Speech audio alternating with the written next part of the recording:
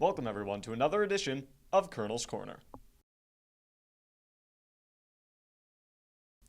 Today, I'm here with Wilkes women's soccer head coach John McNichol. John, thank you so much for taking your time to come out here today. Thanks for having me, Matt. So, you guys have been on campus for a few weeks now. What is the energy like surrounding the team? It's been fantastic. I think we've got a great blend of returning players and some great first-year players who have really fit in. Our players in the past have done a great job with our team culture and what the expectations and standards are, and it's really helped us acclimate the group very quickly. They've worked extremely hard. The competitive level at training has been there. We've been really excited with where things are at now. We're excited to see what the rest of the season has to come. So, for all of the returning players, which ones do you think are due for a breakout season, and what are our expectations for them? Yeah, the biggest thing with our returners is to set the standard, and they do a great job of fostering an inclusive environment that really focuses on individual growth, development, and our student athletes pushing one another to be better both on and off the field. We talk about being leaders not only within our program and the campus community, but our local community as well. Our returning players have done a great job of setting that standard. We've got a lot who have come back who have played extensive minutes throughout their career. They've done a great job of mentoring our first-year players, explaining to them, hey, like there were years I played a lot, there were years I didn't play as much, and to take each day one day at a time and to focus on that individual small short-term development leading to that long-term growth with our group. So all of our returners have done a fantastic job of setting those standards. They did a great job with their fitness over the summer. We're really excited to watch them continue to grow and for our group that's graduating to see them hopefully go out on a really strong high note this year. And you guys added 12 new first-year student athletes to the roster. What has been your advice to them as they make the jump from high school to collegiate level soccer? Enjoy it.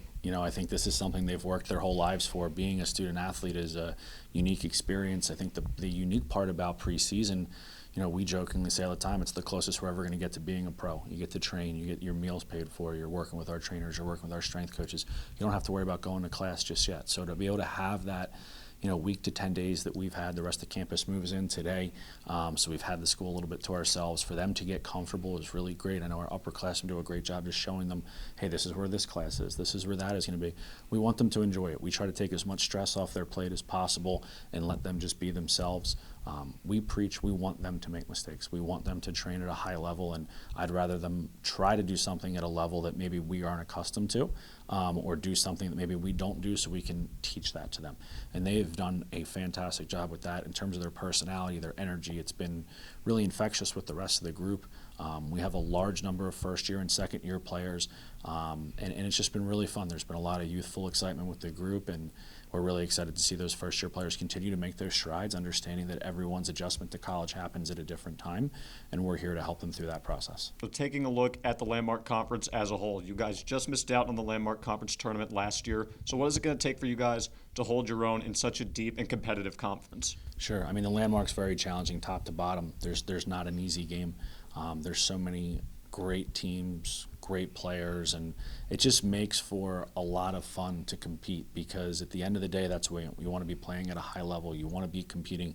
You don't want to have a game that you're going to and go, what are we going to get out of this? We know every game in the Landmark's going to be a challenge, whether it's tactical, whether it's from an athletic standpoint. The teams work extremely hard. For us, it's going to be a lot of attention to detail. Focus on doing the things the right way.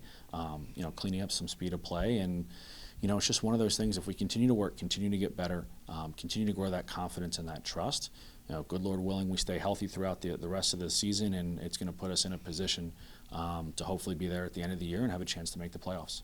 Now, your first game of the year is on August 30th at Oswego State, a team you guys played last season. So what should we expect from that game, and what's it going to take to come out with a win and start 1-0? Sure. I mean, Oswego State's a fantastic team. They've been in the conference tournament in the SUNYAC for a long time.